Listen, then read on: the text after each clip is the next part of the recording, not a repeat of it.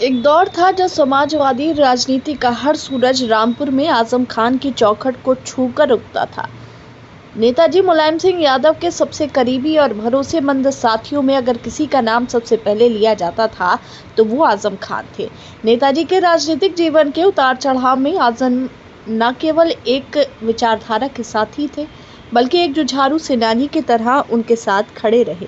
मुलायम सिंह ने जब जब सियासी संकटों का सामना किया तब तब आजम खान एक राजनीतिक दीवार की तरह उनके पीछे खड़े रहे।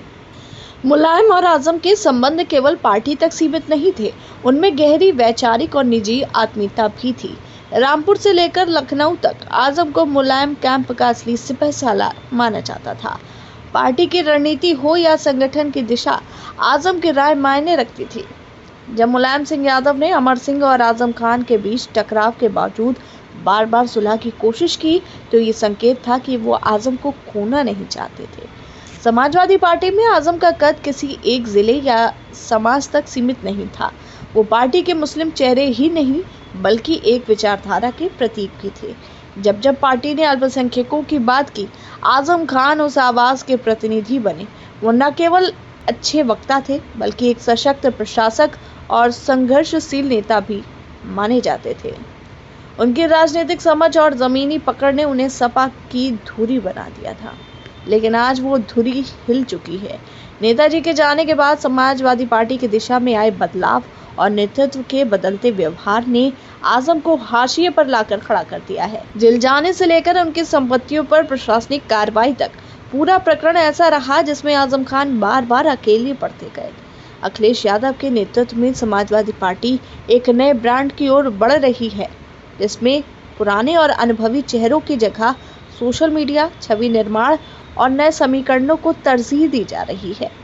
इस बदलाव में आजम जैसे नेताओं की जगह सिकुड़ती गई। ये स्थिति तब और गंभीर हो गई जब आजम के बेटे अब्दुल्ला आजम की सदस्यता रद्द हुई और सपा ने रामपुर उपचुनाव में उन्हें या उनके समर्थकों को प्राथमिकता नहीं दी। आजम खान की नाराजगी सिर्फ टिकट कटने या उपेक्षा तक सीमित नहीं है, बल्कि ये उस दर्द की अभिव्यक्ति है जो उन्हें पार्टी से एक साजिशन दूर किए जाने के रूप में महसूस होती है। जब सपा कार्यकर्ता जेल के बाहर नारे लगाते रहे तब पार्टी नेतृत्व चुप्पी साधे रहा। ऐसे में यह स्वाभाविक था कि आजम खान जैसे स्वाभिमानी नेता खुद को अपमानित महसूस करे। आजम की ये नाराजगी एक व्यक्तिगत लड़ाई नहीं है, ये उस पीढ़ी के नेताओं की चुप बगावत है जो अब खुद को पार्टी के लिए अनफिट मान रहे हैं। साइकिल अब उन्हें बोझिल लगने लगी है। शायद अब वो हाथी की चाल से सियासत में एक नया संतुलन तलाशना चाहते हैं। अब सूत्रों की माने तो आजम खान और बसपा के बीच में बैकडोर बातचीत काफी आगे बढ़ चुकी है। बसपा सुप्रीमो मायावती की ओर से आजम खान को सम्मानजनक भूमिका देने का प्रस्ताव भी रखा गया है। अगर ये समीकरण तय होता है तो न सिर्फ पश्चिमी यूपी बल्कि पूरे राज्य की राजनीति में मुस्लिम वोटों का बड़ा हिस्सा बसपा की तरफ खिसक सकता है।